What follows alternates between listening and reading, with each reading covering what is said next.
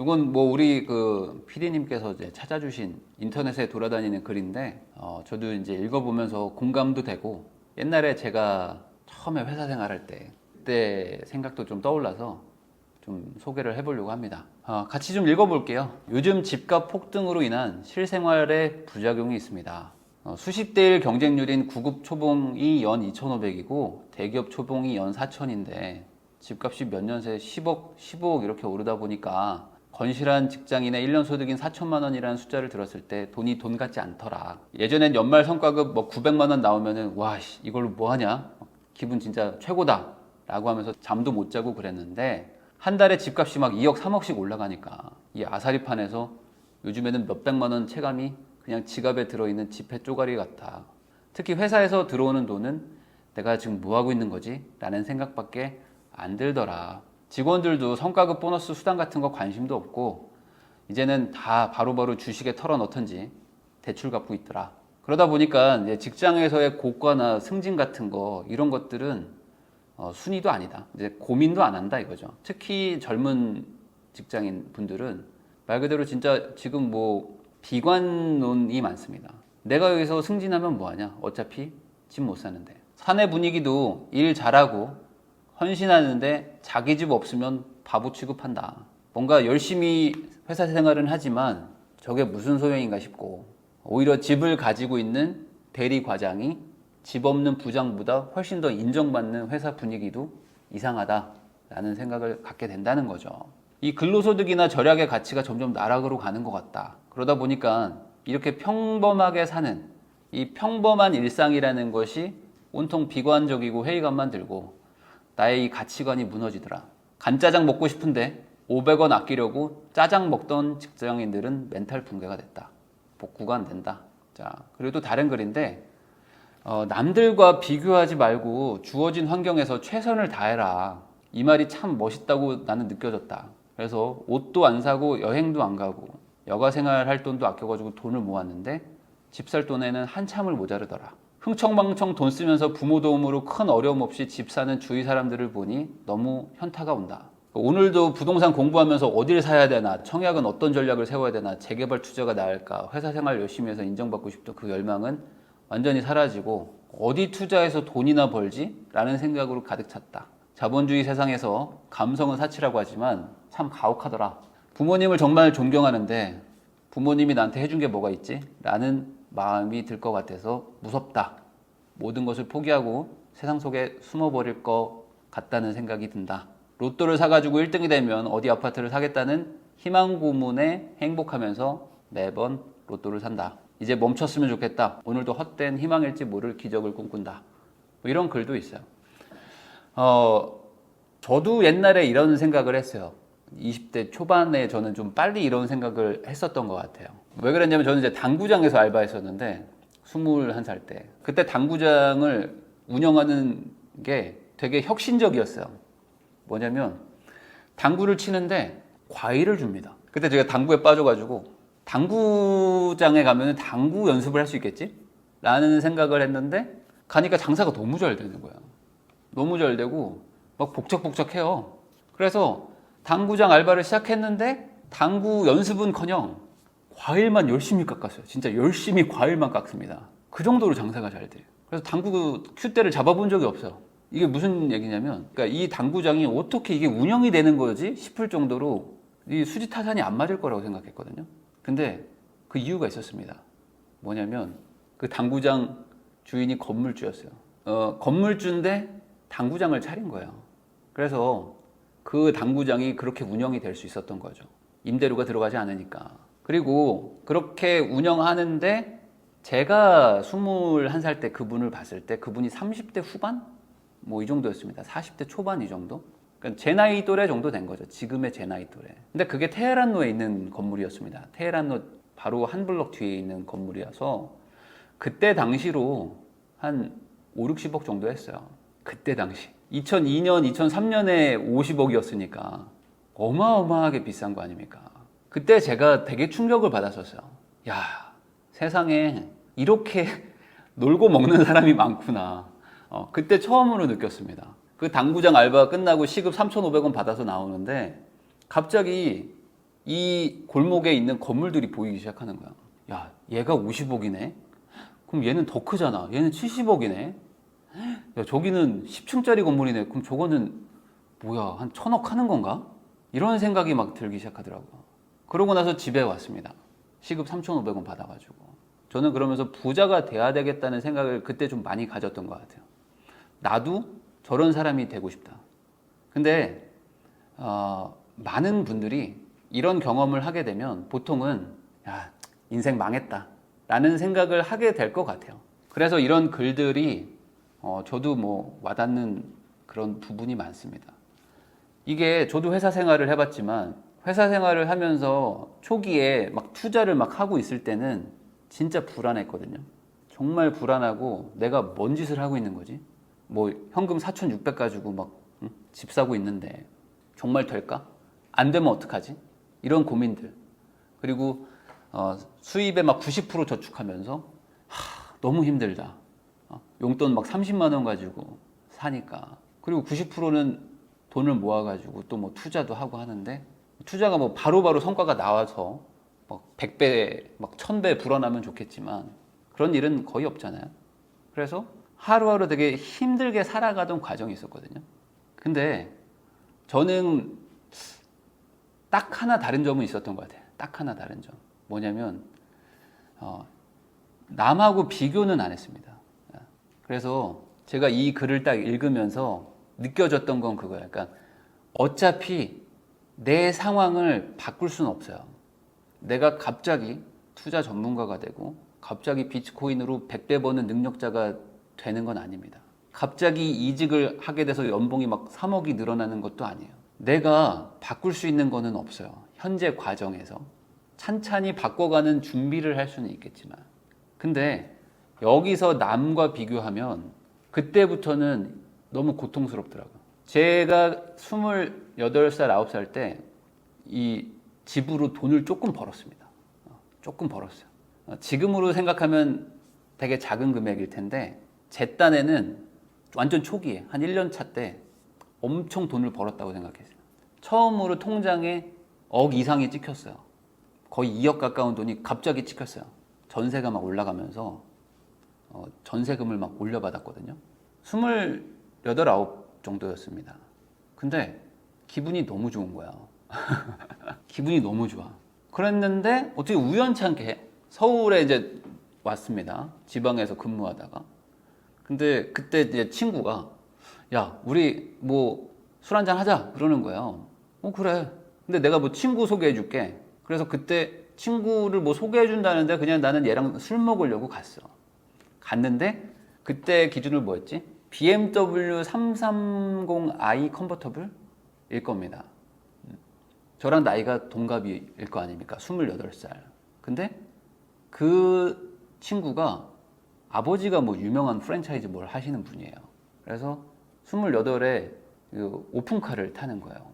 저는 통장에 한 2억 가까이 이제 찍혔지만 엄청 개고생하고 있는 건설사 직원. 그러면서 이 차를 타고 한번 드라이브 한번 가자. 그래서 올림픽대로랑 강변북로랑 막 다녔던 그 때가 생각나요. 그때 엄청 그 차를 사고 싶었어. 엄청 사고 싶었어. 야, 이거 사야 되겠다, 나도. 그리고 나도 충분히 많이 벌었다. 30대도 안 돼서 통장에 2억 있다. 지금과는 좀 다릅니다. 그때 2억은 지금으로 치면 한 6, 7억 느낌이에요. 6, 7억 정도. 엄청 사고 싶어서 실제로 매장도 갔어요. 그래서 그걸 봤어. 나도 그때 기준으로 한 7, 8천만 원 했었던 것 같아요. 정확하게 기억 안 납니다. 살려다가 안 샀어요. 안 사고 그 2억 가지고 집을 더 사러 갔습니다. 근데 그때 너무 힘들었어요. 그거를 안 하는 게 너무 힘들었어요. 제가 무슨 얘기를 하고 싶은 거냐면 많은 분들이 이 글 같은 생각들을 많이 하실 거예요. 내가 뭐하러 살지? 서울 집값은 지금 10억이 됐는데 나는 뭐하지? 내가 지금 이 뭐 삼성에서 뭐 현대에서 지금 연봉 5, 6천 받는 게 뭐 무슨 의미가 있지? 라는 생각을 하시는 분들이 정말 많을 겁니다. 특히 아이 아빠면 더 심하실 거예요. 내가 애도 태어났는데 내 집 마련도 하나 못하고 뭔가 인생이 부정당한 것 같고 나도 정규교육 12년 동안 나름 공부 잘한다는 소리 들어가면서 열심히 살았는데, 누구보다 모범적으로 살았는데 내 인생은 이게 뭐지? 라는 생각들을 하실 텐데, 그럼에도 불구하고 해야 된다. 그리고 남과 비교하지 말라. 그렇게 생각하면은 나보다 덜 벌고 나보다 직장이 좀 더 불안정한 사람들 입장에서는 나를 보는 것도 대단하다고 생각할 겁니다. 저도 친구들이 막 그때 의대에도 가고 뭐 의사 코스를 밟는 사람들도 있었어요. 근데 그 친구들하고 뭐 바빠서 만나지도 못했지만 만날 생각도 안 했습니다. 나는 내 길을 가는 거니까. 내가 이 길을 선택한 걸 어떡하겠어요. 나는 그냥 열심히 사는 거야. 내가 할 수 있는 최선을 다하는 거죠. 근데 많은 분들이 최선을 안 합니다. 최선을 안 다하고 남을 비난해요. 운 좋게 뭔가 했다. 쟤는 부모 잘 만났다. 쟤는 놀고 먹으면서 저렇게 한다. 물론 그런 애가 있을 수도 있죠. 그렇지만 그렇다고 해서 내가 그 사람이 될 수는 없어요. 나는 내가 할 일을 하는 거죠. 이런 기사도 있습니다. 월급의 반 이상을 저축했는데 현타가 왔어요. 91년에 태어난 나는 주식은 곧 도박이라 말씀하시는 부모님 밑에서 컸습니다. 그래서 주식은 위험한 거라는 편견을 가지고 살았죠. 할 줄 아는 재테크는 아끼는 것밖에 없었습니다. 열심히 1년 동안 적금을 넣었습니다. 근데 1,200만 원을 넣었어요. 한 달에 100만 원씩. 그랬더니 이자가 13만 원이 붙더라고요. 내가 1년 동안 열심히 저축한 노력의 결과가 13만 원이라니 갑자기 억울해졌습니다. 그때 친구들이 단톡방에 주식 얘기를 하고 있었어요. 주식에 돈을 넣었더니 2배, 3배가 올랐다더라. 어떤 신입사원은 50만 원을 비트코인에 넣어가지고 일주일 만에 1억을 벌었대. 라는 얘기들을 들었습니다. 저는 은행에서 13만 원을 받은 이자만 받은 사람이고요. 2년 전에 나는 회사랑 가까운 동네에서 전셋집을 구했습니다. 보증금을 마련하기 위해서 7천만 원의 대출을 받았습니다. 그 당시 내 동기는 영끌을 해가지고 서울에 있는 구축 아파트를 매입했습니다. 저는 그 사람이 이해가 안 됐었겠죠. 왜 쟤는 영끌을 해서 구축을 살까? 2년의 시간이 흘렀습니다. 전셋집 계약 기간은 끝났고 집값은 2배가 됐죠. 7천만 원의 전세를 얻었던 내 원룸은 전세가 1억이 넘었다고 합니다. 저는 뭘 한 걸까요? 이런 사람들이 정말 많습니다. 근데 저도 이랬어요. 그때 제가 생각했던 건 그거였죠. 내가 내 상황에서 뭘 할 수 있는가 도대체. 그거를 생각했었거든요. 물론 지금 벌써 20년 가까이 지난 뭐 10몇 년 지난 상황에서 네 얘긴 틀렸다 라고 얘기할 수도 있어요. 지금은 맞지 않는다 라고 할 수 있지만 저는 이거는 여전히 동일하다고 생각합니다. 내가 지금까지 살아온 20년, 30년의 결과물이 현재입니다. 그러면 내가 타임머신을 타고 다시 돌아가지 않는 한 내 현재를 바꿀 방법은 없습니다. 그러면 유일하게 바꿀 수 있는 방법이 뭐냐면 오늘부터 일정 기간의 미래까지 노력을 하는 겁니다. 그러면 현재는 못 바꾸지만 미래의 내 모습을 바꿀 수가 있죠. 그거는 내가 오늘부터 무언가를 했다는 전제 하에 바뀌는 거지, 내가 그동안 30년 살아온 거 그대로 살면은 그 50살의 내 모습은 여전히 내가 예상되는 그 모습일 겁니다. 이 기사를 잘 보세요. 이분은 주식은 위험하다는 편견을 가지고 있었고 할 줄 아는 재테크는 아끼는 것밖에 없었는데 아끼는 건 재테크가 아니죠. 이자를 받아야겠다라고 하는데 이자는 재테크가 아닙니다. 주식에 넣어둔 돈이 2~3배가 됐다는데 나는 주식 공부를 하질 않았잖아요. 50만 원으로 1억을 벌었다는데 나는 비트코인이라는 거에 관심도 없었고 비트코인에 대해서 알지도 못했고, 이 사람은 비트코인이라는 거에 투자를 할 때 분명히 용기가 있었을 텐데 나는 그거에 대해서 용기도 없었잖아요. 노력도 못했고. 나는 전셋집을 구하러 갔잖아요. 내 동기는 그때 열심히 공부해서 어떤 깨달음이 있었든지 아니면 누가 알려줬든지 뭐든지 몰라도 대출까지 받아가면서 막 영혼까지 끌어모아가지고 그때 얼마나 무서웠을까. 그것도 신축도 아니고 구축을 샀죠. 이게 쉬운 일은 아니죠. 그러고 나서 2년이 흘렀어요.